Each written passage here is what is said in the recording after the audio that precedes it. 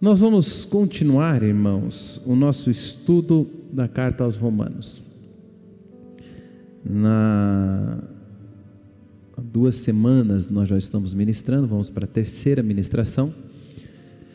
Na primeira encontro que tivemos, falando um pouco do contexto a qual o apóstolo Paulo escreveu essa carta. E trazendo aqui, além da sua saudação, que ele inicia a carta, ele falou do chamado dele.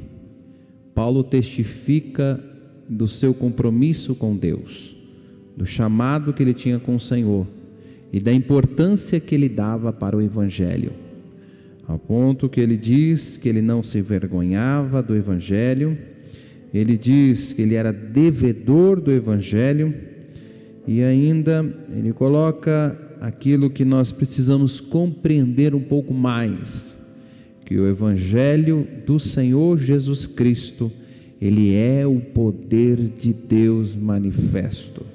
Jesus é o próprio poder de Deus manifesto, e o Evangelho por si só, ele é o poder de Deus. Então nós falamos que seria importante, os irmãos, até nós nos ficarmos mais felizes com salvação de almas do que qualquer movimento espiritual, porque o Evangelho, ele é a demonstração do poder de Deus. E na última quarta-feira nós ministramos falando sobre o conhecimento de Deus. O apóstolo Paulo trabalha que o grande problema que o povo enfrentou foi o fato de, mesmo conhecendo Deus, ao invés de deixar Deus e adorar ao Senhor na posição de Deus, nós trouxemos eles para nosso nível, um Deus incorruptível para o nosso nível de corrupção. E quando fizemos isso, nós desonramos a Deus, e desonrando ao Senhor, nós também acabamos por cometer vários tipos de pecados. E ele enumera vários pecados, dizendo que por causa dessa atitude idólatra, não deixa de ser idólatra, o Senhor nos entregou. E ele diz que o Senhor entrará com justiça contra aqueles que praticam a iniquidade e também aqueles que são coniventes, ou seja, se você passa a mão ou coloca debaixo do tapete o pecado de alguém, então você está cometendo o pecado de conivência, ou seja, você está saindo do propósito, permitindo que pessoas continuem pecando, errando.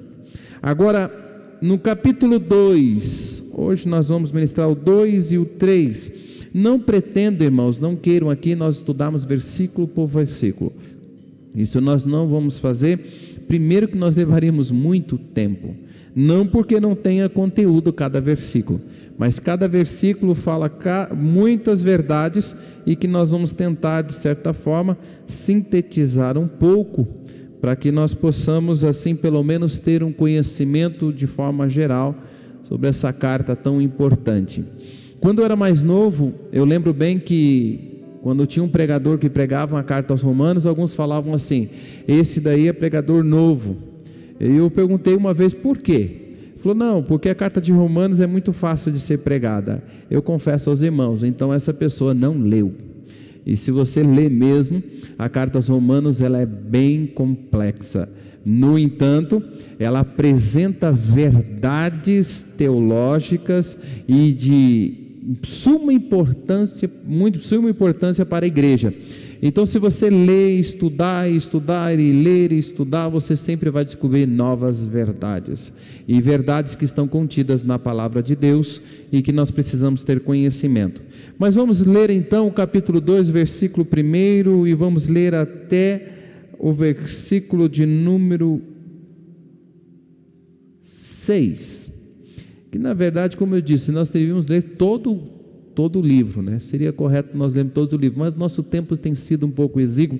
Se tivéssemos um tempo maior, nós também leríamos, todos os capítulos que nós estamos ministrando. Mas vamos para esses 6 primeiros versículos. Portanto, és inexcusável quando julgas o homem, quem quer que seja, porque te condenas a ti mesmo, naquilo que julgas o outro, pois tu que julgas, faz o mesmo. E bem sabemos que o juízo de Deus é segundo a verdade sobre as que tais coisas fazem. E tu, ó homem, que julgas os que fazem tais coisas, cuidas de que faze-as tu, escaparás ao juízo de Deus? Ou desprezas tu as riquezas da sua benignidade e paciência e longanimidade, ignorando que a benignidade de Deus te leva ao arrependimento? Mas segundo a tua dureza e teu coração impenitente, entesouras ira para ti no dia da ira e da manifestação do juízo de Deus, o qual recompensará cada um segundo suas obras. Amém? Os irmãos entenderam? Amém? Ele fala algumas palavrinhas meio difícil, mas nós vamos compreender nesta noite. Feche os teus olhos um instante, do jeito que os irmãos estão. Nosso Deus e Pai, damos graças a Ti, Senhor, por tudo quanto o Senhor tem feito em nossas vidas. E mais uma vez, nós estaremos nesta noite ministrando a Tua palavra. E cremos que o Teu Espírito Santo, que traz o entendimento, que vai esclarecer tudo aquilo que precisamos compreender nesta noite. Continua conosco, Pai, assim que nós oramos e Te agradecemos em nome de Jesus. Amém. O apóstolo Paulo inicia o capítulo 2 dizendo que, portanto, é indesculpável, é imperdoável aquele que julga, ou aquele que fala do outro, ele mesmo cometendo pecados piores.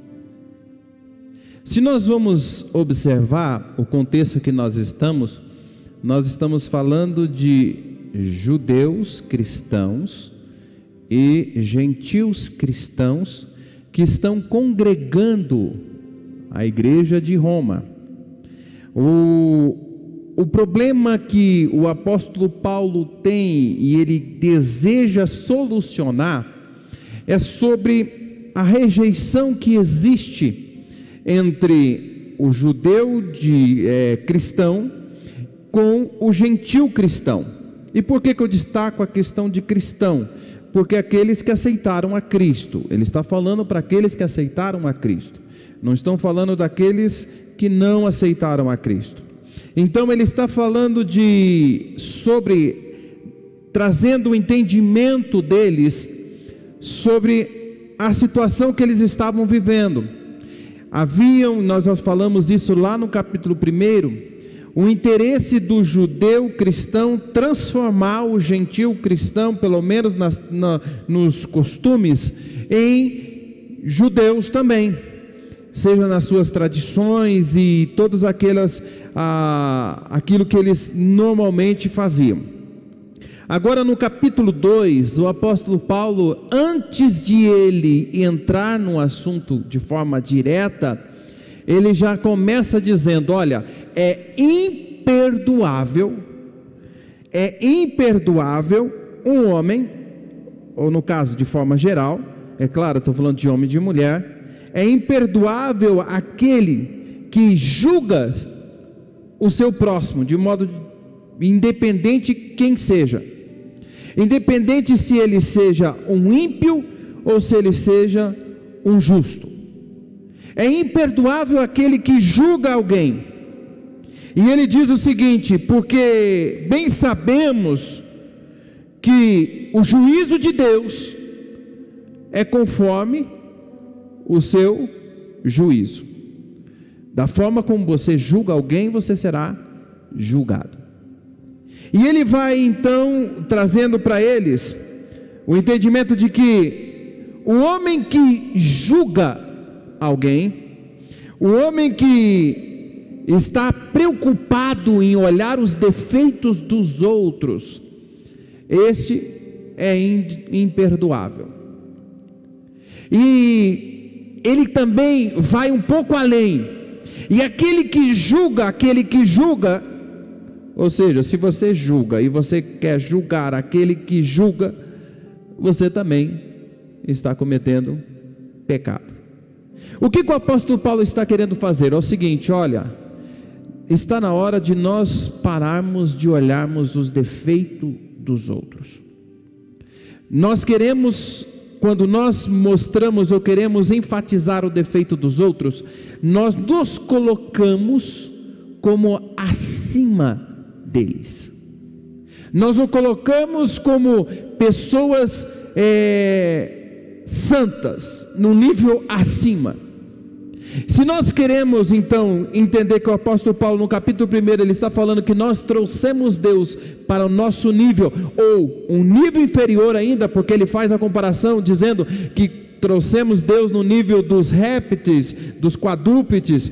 Então agora o ser humano está se colocando acima de outro ser humano.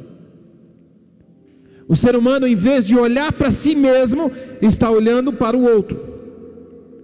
E está olhando para o outro com um olhar não só de ternura, de compaixão, está olhando com um olhar de julgamento, condenando. É claro que isso tem uma aplicação entre aquilo que os judeus cristãos estavam praticando com relação aos gentios, mas isso também é facilmente aplicado nos dias de hoje. Quantas pessoas têm esse olhar altivo, contemplando os outros como se fossem inferiores? E ainda o apóstolo Paulo diz o seguinte: e quando você fala assim, você fala como se você não pecasse, como você não cometesse pecado algum. É como se você estivesse acima de todos e você fosse um cara perfeito, uma pessoa perfeita, e nós não somos. E ele diz ainda, olha o seguinte: sendo que o Senhor é que é responsável por julgar ou apresentar, expor os defeitos dos outros. É Ele que é o responsável por fazer isso. E ainda, além de Ele ser o responsável por isso, é Ele que ainda vai recompensar segundo as obras de cada um. É Ele que vai julgar e Ele que vai recompensar. Se não tem recompensa, terá recompensa. Se a recompensa for o inferno, terá o inferno. Não é responsabilidade nossa, não é responsabilidade sua. É claro que se nós vamos voltar um pouquinho no capítulo 1, no versículo 32, que ele fala, você não pode ser conivente. Mas também ele começa dizendo, não aponte o seu dedo. Aí ele completa dizendo o seguinte, olha, e aí ele vai um direcionamento para os judeus mesmo. Ele não fala de forma geral.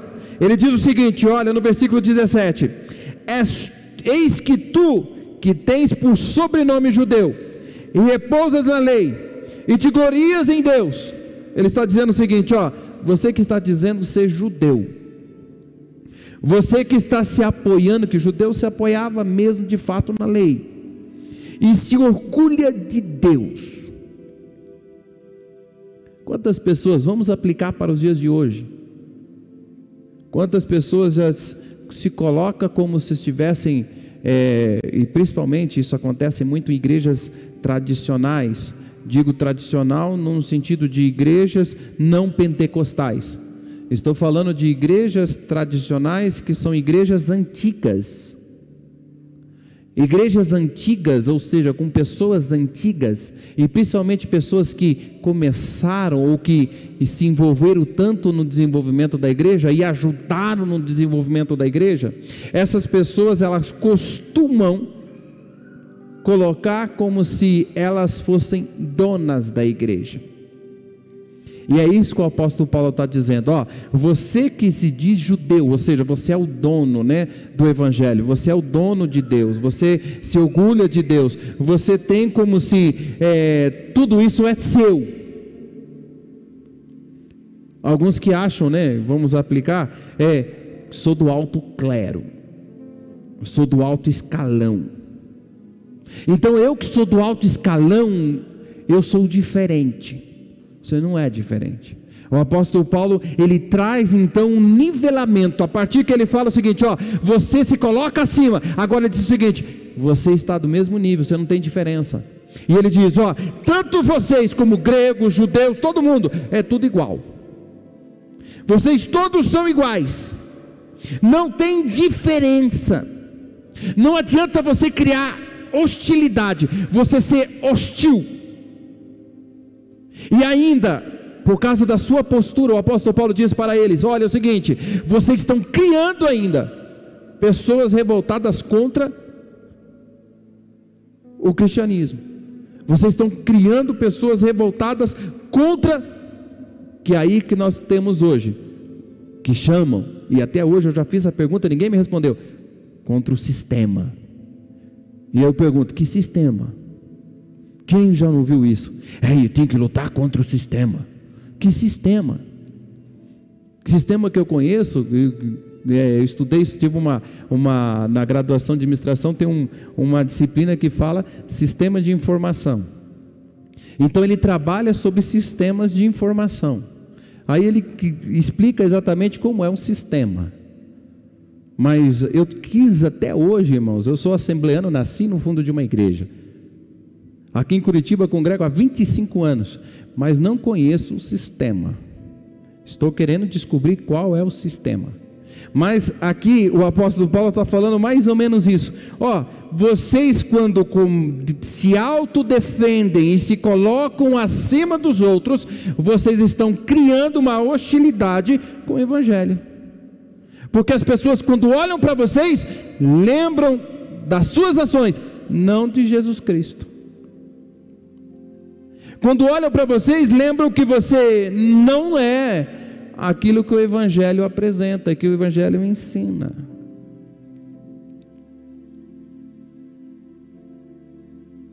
Eu já fiz essa pergunta a vários irmãos e nós colocamos uma vez em um crivo e parecia até uma pergunta absurda, mas é uma verdade. Será que o seu vizinho frequentaria a mesma igreja de que você? Será que o seu colega de trabalho aceitaria o Jesus que você prega? Porque é isso que estava ocorrendo, a atitude deles estava fazendo com que as pessoas criassem uma hostilidade, uma repulsa contra o evangelho. Por causa das atitudes de algumas pessoas, outras pessoas começam a ver o evangelho ou a denominação, a igreja, de forma errada. E alguns até falam, feridos pela igreja, a igreja Assembleia de Deus me feriu, a igreja Assembleia de Deus me machucou. Não, a igreja Assembleia de Deus, a denominação em si, a estrutura organizacional, ela não machuca ninguém. Por quê? Porque ela é uma pessoa jurídica, ela não é pessoa física, ela não é um ser animado. Mas a igreja que está na palavra de Deus, que é a igreja santa, lavada e remida, essa também não machucou ninguém. O que nós temos? Pessoas. E é isso que o apóstolo Paulo está dizendo, por causa da atitude de vocês, está criando, e pessoas até estão blasfemando, porque quando nós dizemos que somos algo, nós temos que defender, não só com palavras, mas com atitudes. O apóstolo Paulo então ele continua dizendo, olha, porque vocês julgam que até a circuncisão, ou seja, aquilo que marca vocês, que tradicionalmente desde o nascimento é uma marca que vocês carregam, isso perde totalmente a validade a partir das atitudes de vocês. É muito parecido com o livro de profeta Amós, quando que nós podemos dizer que Deus não quer um culto de adoração? Que Deus não desejava as ofertas queimadas. Mas o que Deus disse? Por causa da atitude de vocês, eu rejeito as vossas assembleias solenes, as vossas adorações que não chegam até mim, e as suas ofertas eu não quero. É mais ou menos isso que o apóstolo Paulo está dizendo, em outro contexto. Olha, vocês, por causa da atitude de vocês, o que tem acontecido? As pessoas elas têm blasfemado, elas têm criado uma hostilidade, e também as atitudes de vocês não estão servindo para nada. A lei que vocês estão praticando, sem o Deus dessa lei, não serve para nada. E ele critica tão veemente, que ele inicia o capítulo 3, fazendo uma pergunta que ele mesmo responde. Porque quando nós confrontamos valores, e valor é aquilo que eu tenho, aquilo que me forma, aquilo que eu tenho de princípios, e quando você é confrontado pelos seus valores, você começa a questionar que importância você tem. Aí ele diz o seguinte: qual é logo a vantagem do judeu? E qual a utilidade da circuncisão? Aí ele traz uma pergunta que provavelmente poderia soar para alguns, dizendo o seguinte: espera aí, se você está dizendo que nós estamos considerando maiores do que os outros, se você está considerando que nós estamos agindo, criando até uma hostilidade com o evangelho por causa das nossas atitudes, Deus está nos recriminando, ou seja, Deus não está concordando com as nossas atitudes, então que vantagem tem de ser judeu? Qual é a vantagem de ser aqueles que ajudaram a igreja a crescer? Porque chegam pessoas depois e recebem as mesmas bênçãos. Pergunta para qualquer um. Pode ser que nós tenhamos exceções, e também não podemos colocar como regra, mas é comum você falar o seguinte: olha, você acha justo alguém ter uma vida inteira de consagração e no final da vida se desviar e perder a salvação, do que uma pessoa ter uma vida totalmente desregrada e no final ela aceitar Jesus e ser salva? É mais ou menos isso que essa pergunta quer trazer entendimento. Qual é a vantagem de nós fazermos parte de ter essa origem, fazemos parte da raiz de Abraão? Qual é a vantagem de sermos os tradicionais? Qual é a vantagem de sermos judeus? Se você questionou até nós pelo nosso sobrenome, se você questionou até nossas atitudes, qual é a vantagem que nós temos? E o apóstolo Paulo responde a sua própria pergunta dizendo: muita. Começando com o quê? Vocês receberam os oráculos do Senhor. Deus se revelou através de vocês. Vocês foram guardiãos de tudo aquilo que Deus revelou ao ser humano. Vocês são aquele povo que recebeu a palavra de Deus. Mais à frente, o apóstolo Paulo vai falar ainda para eles: e ainda de vocês saíram o Messias. Então tinha muita vantagem. Nós queremos recompensa que seja como se fosse um prêmio para nós.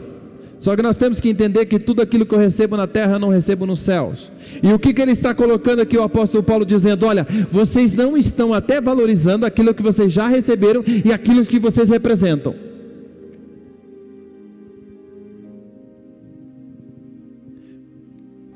Quantos cristãos respeitam e valorizam um judeu?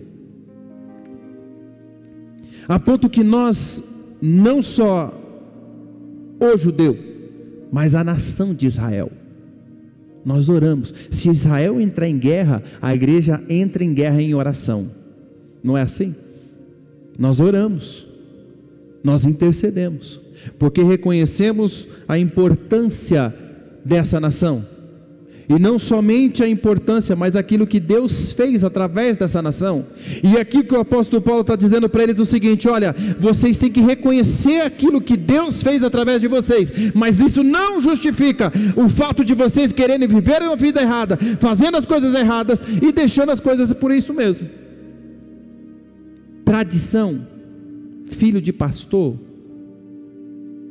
não vai para os céus pelos méritos dos pais, ou aquilo que você fez no passado. A salvação é uma conquista diária. Eu sou salvo hoje, e se amanhã não tiver as mesmas atitudes de santidade diante de Deus, eu não serei salvo. O apóstolo Paulo então coloca uma outra pergunta: se alguns forem incrédulos, a sua incredulidade aniquilará a fidelidade de Deus? Resumindo, Deus deixa de ser fiel por causa da incredulidade? Deus muda por causa do pecado? Deus vai deixar de ser fiel? A palavra de Deus diz que por mais que nós não sejamos, por mais que nós não permanecemos assim, Deus, Ele não muda, Ele permanece fiel, Ele continua sendo fiel, Ele sempre será fiel. Então, Deus não vai negar a si mesmo, ou seja, faz parte da sua essência. Não é o fato de você ser incrédulo, não é o fato de você ser uma pessoa que crê que Deus vai mudar a sua fidelidade. Ele continua sendo a mesma coisa.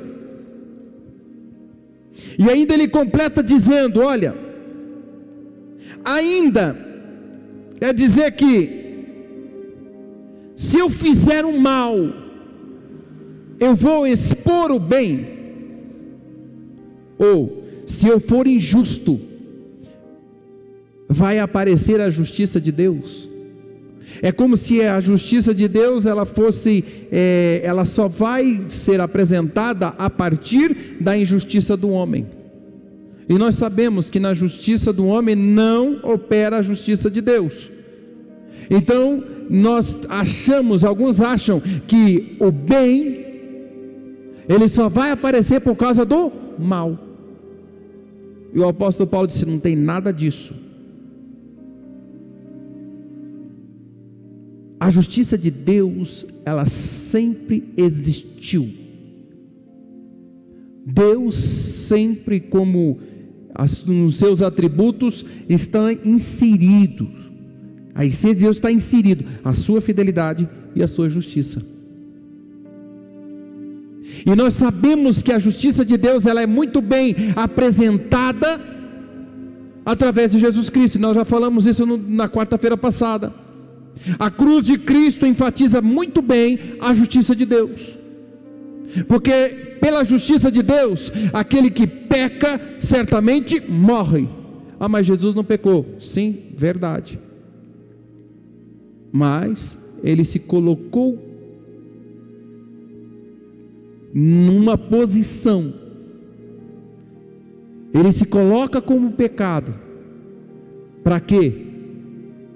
Para que nós tenhamos vida, e alcançamos isso através do sangue vertido na cruz. Então aquilo que a justiça de Deus diz, que se o homem peca, ele vai morrer, na cruz de Cristo deixa claro que o pecado, o salário da morte é o pecado, mas também deixa claro o amor de Deus. E o amor de Deus é para que todo homem, crendo em Jesus Cristo, não pereça, mas tenha vida eterna. Então nós temos o conhecimento do que a partir desse momento? Da graça do Senhor. Mas nós não podemos dizer que a nossa maldade destaca, ou apresenta, ou expõe a bondade de Deus. Eu não posso dizer isso. Com certeza alguns já devem ter falado sobre isso, já deve ter ouvido algum exemplo disso, mas nós não podemos aplicar da mesma forma, falando o seguinte: olha, a luz só existe por causa da escuridão.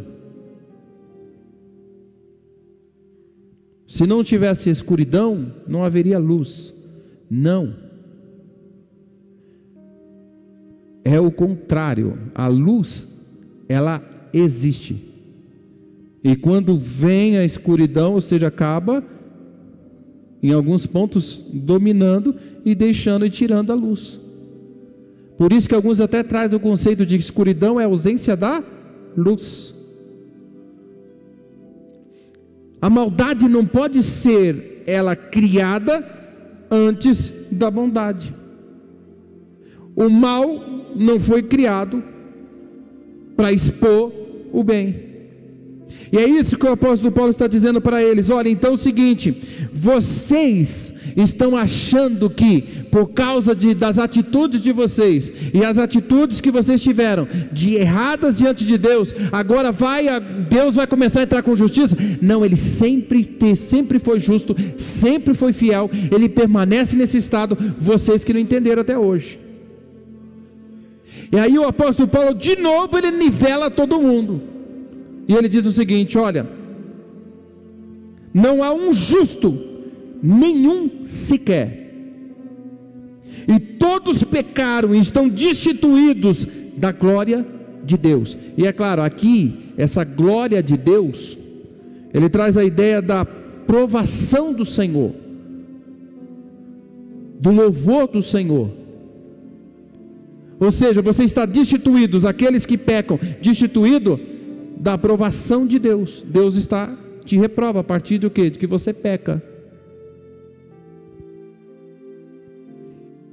Além de ele nivelar, o apóstolo Paulo ainda diz o seguinte: olha, mas nós somos, não tem um justo sequer, todos pecaram, estão destituídos da glória de Deus, mas fiquem tranquilos, nós somos justificados gratuitamente.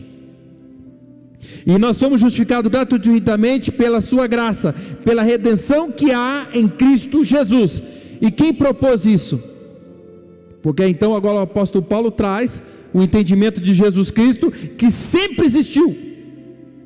E ele deixa claro isso: olha, Jesus Cristo também sempre existiu. A justiça de Deus sempre existiu, mas Jesus Cristo também sempre existiu. Além de ser testemunhado pela lei, ele também foi confirmado pelos profetas. E ele completa dizendo: e foi Deus que propôs. Porque a ideia do judeu era ligado somente a Deus, mas estavam aguardando o Messias. Esses que aceitaram a Cristo entenderam isso. Só que o apóstolo Paulo agora diz a eles: olha, vocês são justificados hoje pela graça em Cristo Jesus. Vocês não são justificados pela lei. Mais à frente nós vamos falar sobre isso, que ele diz que a lei por si só não justifica o homem, mas o que justifica o homem é o sacrifício de Jesus Cristo. Jesus Cristo morrendo no Calvário justifica o homem. Então aquilo que Jesus fez foi por todos nós, não foi só pelo judeu, mas foi pelo judeu, foi pelo grego, foi por todos. Algo proposto que ele diz pelo próprio Senhor, e ele coloca como propiciação pela fé no seu sangue. E a propiciação da ideia de aplacar a ira. Deus, ele estabelece então, através de Jesus Cristo, a justificação, e ele diz o seguinte, que o sangue de Jesus, aquilo que Jesus fez na cruz, aplaca a ira de Deus contra nós. É como ele dizesse o seguinte: a justiça de Deus que poderia ir além, ela não vai. Por quê? Porque Jesus Cristo morreu por nós. Ele pagou um preço por nós. Ele pagou um preço por você, ele pagou um preço por mim, ele pagou um preço por todos nós. Então eu não sou melhor do que ninguém. Eu mesmo, alguns até brincam dizendo, sou comedor de arroz e feijão como você, mas só que também eu fui alcançado pelo Senhor do mesmo jeito que você. O sangue derramado é por todos nós.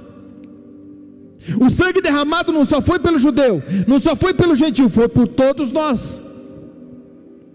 E ele completa dizendo: olha, não precisa e não tem arrogância, não tem orgulho. Por quê? Porque nós fomos alcançados por aquilo que nós acreditamos, ou seja, pela fé em Jesus Cristo. E ele diz o seguinte: olha, toda vanglória é excluída e nos gloriamos somente em Cristo Jesus. Ou seja, não tem nada, vocês realmente receberam os oráculos do Senhor, foi através de vocês que Jesus Cristo veio, mas vocês têm que se vangloriar agora, não são naquilo que vocês fazem, não é a lei que vocês cumprem, não é aquilo que vocês acreditam, não é o tempo que vocês têm de crente, vocês têm que vangloriar, sabe em quê? Em Cristo Jesus somente, mas em ninguém. E quantas vezes nós já ouvimos isso, né? Fala assim: você sabe quanto tempo eu tenho de crente? Você sabe com quem você está falando?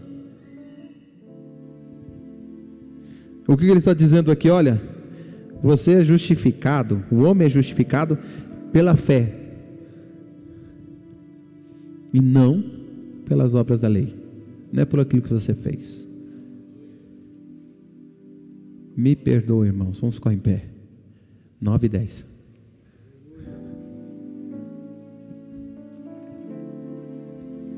Mas ele conclui, eu quero concluir, eu acabei não olhando o relógio, irmãos, me perdoe. Mas ele diz assim: